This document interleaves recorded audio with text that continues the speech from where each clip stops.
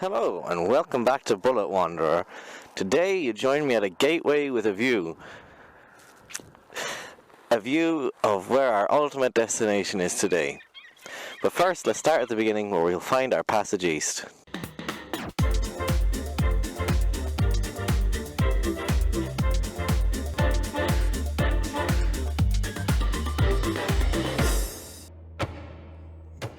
Good morning, Wanderers, and welcome back to Bullet Wanderer. Today you join me in the beautiful town of Passage East in the southeast of Ireland. Today we're going to catch that ferry and we're going to go on a little tour of the Ring of Hook. Now, Passage East as a town is where our journey begins. You can get to here from Waterford, you can get to here from Tramore, and of course, there's Tramore, the best way to get here is by motorcycle. Hopefully we can catch this ferry before it leaves.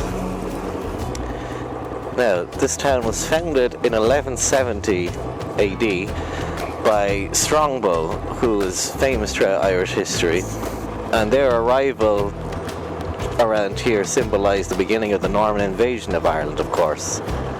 And Strongbow's going to come up a few times today. Hello, puppy. Oh. This ferry, I believe, goes every half hour every day until about 7.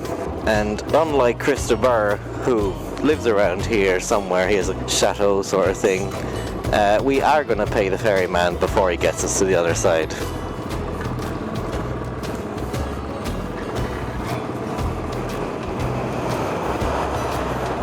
Now, this ferry is called the Tintern. I'd imagine after Tintern Abbey.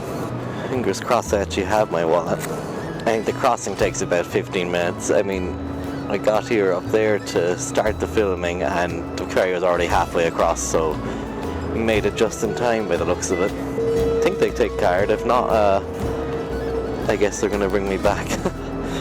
Now, this ferry has been operating since 1982. Before that, you'd have to go all the way around there through Waterford across the bridge, and that's 55 kilometres. So it saves you a bit of time.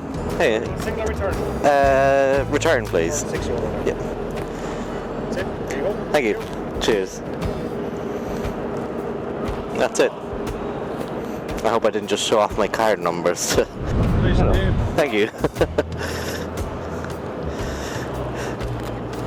He was complimenting my new nameplate at the front, but I'll cover that with you in a future video.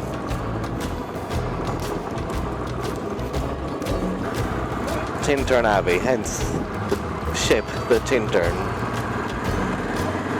At the end of this cliff road, we're going to find a vantage point to have a look at our next stop. So our next port of call, or should I say fort of call, is Duncannon Fort. 1500s construction by Queen Elizabeth I, an effort to repel the Spanish Armada, because all that stuff was going down at the time. The Irish Catholic Confederacy took over the castle from the British, and Oliver Cromwell, try as he might, failed to take back the castle. But someone after him managed to succeed where Cromwell failed. Boo. It was of course then held by the British until 1922, when after the Irish War of Independence it was returned to the Irish and was used by the FCA, who are kind of like the Army Reserves back in the olden days. I don't think they exist anymore. I think it's just the IDF, Reserve Defence Forces. And they held it until the early 90s, when at that point it was turned over to Wexford County Council. And this is where my history of Duncannon Fort begins, if I may be so bold. So back in the day, as you may know from this video, naughty. As you may know, I used to make World War II films, and a lot of those props and guns and whatnot came from an old reenactment festival they had every year on the bank holiday weekend in June, which was my birthday is that bank holiday weekend every year, so I had spare money to throw away on replica firearms and World War II outfits. It was a great time though, especially when you're into all that kind of stuff, the fort itself is perfect setting for that kind of thing. Now, it wasn't just World War II reenactments they had there were World War I as well, but they also had medieval and Roman and a whole mishmash of different eras, redcoats, Romans. Really good time, I think. We're turning right, but we'll be coming back that way. Thank you. I can smell the barbecues now, which was one of my favourite parts of the event. It was a 3-day event for the whole weekend, but the barbecue, the smell of a summer barbecue always takes me back to that. It was a simpler time.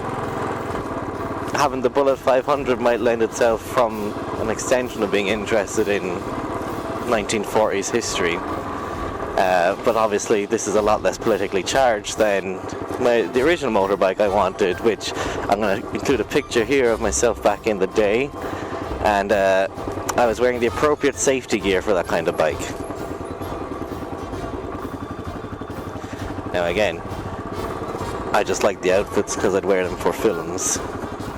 Sadly, the fort closed down in 2015 for health reasons, and I don't think it's been open since, but I haven't actually been that close to check it since, so let's see how close we can get.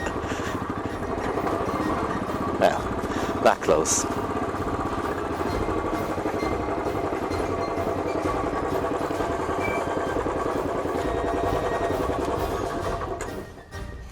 He would have had all these market stalls in this field here selling airsoft guns, which are sort of like high-end pellet guns that look realistic and are often made of metal, but they just fire little white BBs, so you shoot them at each other, wearing goggles, of course, safety first. Then in this field here, over the way, you'd have all the old vehicles, all Opel Blitz trucks and things done up to look like that, and Willys Jeeps, and this is only like the start of it. It was a proper event. I think they moved it to Wexford Racecourse. Haven't been. I'd like to go someday just to see all the old things, because they had old motorbikes as well, of course, and maybe if I'm free that weekend this year I might take a spin there and we'll have a look at it. I think one member of the Royal Enfielders Ireland, I think he's also the leader of one of the reenactment groups. So there's a bit of a crossover there. Every day, every evening, about 5 o'clock, the armies would march out here in either their Willys Jeeps or their Kugelwagens. You know, we'll head down towards where they would go, but they'd stage a big battle. It's a shame that the reenactment doesn't go on there anymore. I'd imagine it was such a boon to the town back in the day. But still a good town to get a 99 in.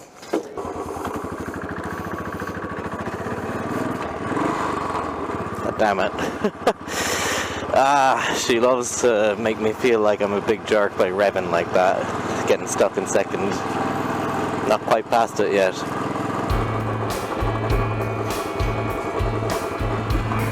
Now in the field here, if you ignore the playground, it was a great setting to stage their battles. I'm sure if you went out there, you'd probably still find a few casings from those cap guns they use. It's a shame, I don't think I have any footage, and we just missed the turn off for Hookhead. Here's my foot going out and a wave. So let's turn around up here somewhere.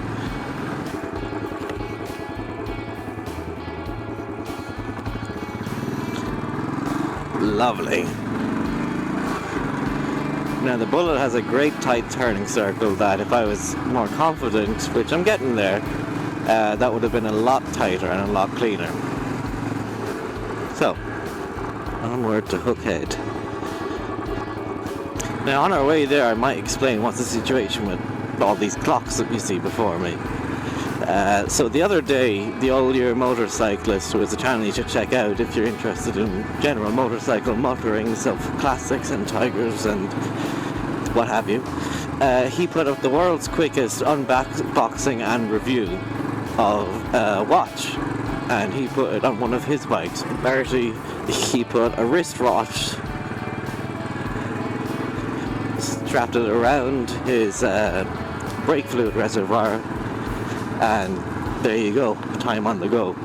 I left him a comment just saying, you know, they do have the stem nut clocks for the Bullet, and I say mine is great because I don't need to look at my phone. I can just look down and it's there and it suits the bike. Well, since I've been back on the Bullet, at some point the timer died and I forgot to replace the battery. So I'm taking a page out of his book and put my own watch there, so I'm not pulling my wrist back to check the time. Now, this isn't a thorough history of all these spots that we're visiting today. This is just for you to be inspired to, if you're in Ireland or the southeast, don't go to Dublin. Forget about Dublin. Come somewhere like this. Go to Dingle. Go to Cork. Or go to Waterford. Just see the sights.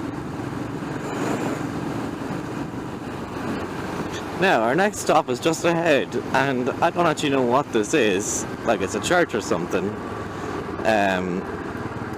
But I saw it last time I was here and I wanted to stop off in and have a little nose around, so let's do that if we can find a spot to leave this motor bicycle.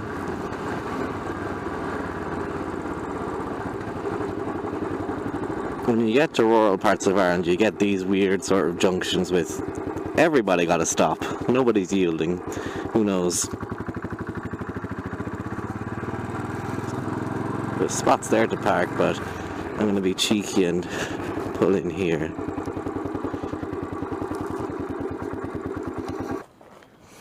Now, in a lot of old Irish churches, the way in is this. And I think that's to stop cattle from getting in the main gate. So this is a medieval church, and it gives the name to this area, which is Templetown. Now, before the Normans arrived with Strongbow and his gang, this was an older church dedicated to Saint Alec. Alec with Duvaughan and Brecon were some of the family of early Welsh monks who travelled into Ireland and founded churches all here around the Hook Peninsula. All that remains of the medieval church is this tower. That suggests that the church, like others in medieval Wexford, was fortified against attack. And that attack would have probably come from the native Irish who were unhappy with the Norman conquest of Ireland, or from religious rival houses in the area. As is the unfortunate case with a lot of historic sites in Ireland, vandalism has taken its toll here. The Knights Templar were actually significant landowners in Ireland who helped contain the natives and bring law and order within the Norman colony. Make of that what you will, but this would have been where they would have stayed, and then they relinquished control in 1312 to the Knights Hospitaller. I don't know. I've recently gotten new pants in anticipation of the summer. Ones that you can wear on and off the bike. I think they're pretty snazzy, Pando Moto. But something they're great for in the summer is if you stand up, all the air just goes through those air vents. Feel like a new man. So refreshing.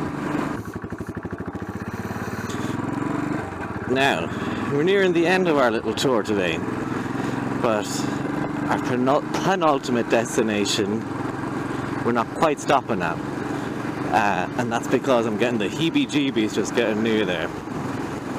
On our right, you see under all that scaffolding, that ghostly scaffolding, that's Loftus Hall, and that was the home of the Redmond family. It lays claim to being Ireland's most haunted place, and I think it'd be better to come back here in October when the witching hour is upon us, don't you agree? And hopefully when the scaffolding is off of us. Let's head on. Hook Lighthouse is the world's second oldest operating lighthouse, the first oldest being the Tower of Hercules in Spain. I was going to caption this video a trip to the world's oldest operational lighthouse, but that wasn't quite true, as I just told you, but certainly more attention grabbing. But when I did that on my trip to the west of Kerry, I was told off that no, the westernmost point in Europe is not in Ireland. So, to avoid being scolded again, this is the second oldest operating lighthouse in the world. Damn you, Spain and the Tower of Hercules, but maybe we'll go there at some point. So, Strongbow, his brother-in-law, that's his name, I forget. It's like William something.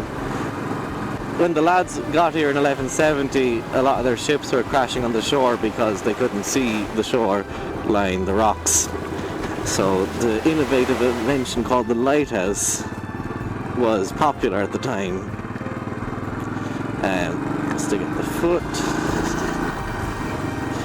His brother built the Lighthouse, and it's been modified ever since to fit modern standards.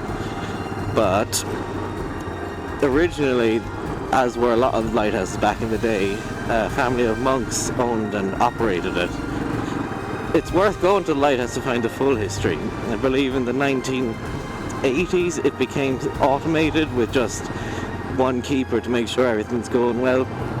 They have a foghorn there. It doesn't operate anymore. It last blew its horn, I think, in 2011. Sad times, because technology marches on and GPS signaling would show you where to go.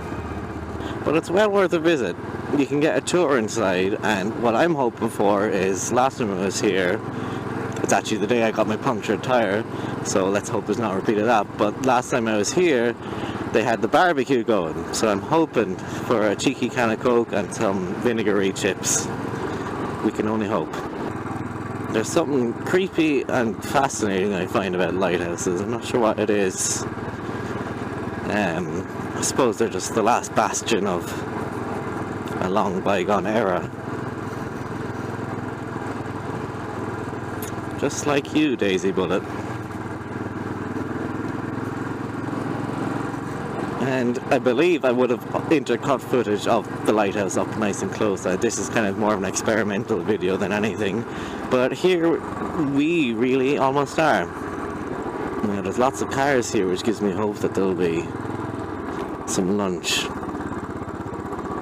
Or at the very least, a can of Coke.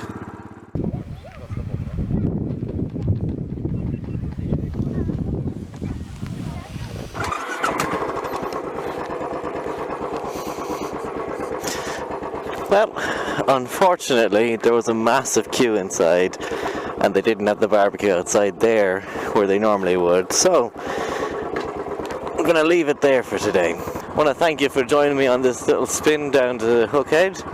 Hopefully it'll inspire you to do the same if you're in the area. Next time I'm going to give you a closer look at the new front plate that the man on the boat complimented, so stay tuned for that. In the meantime, I hope you enjoyed this video, and I hope you'll like, subscribe, and maybe give me a comment of what you think. Enjoy the rest of your day. Bye.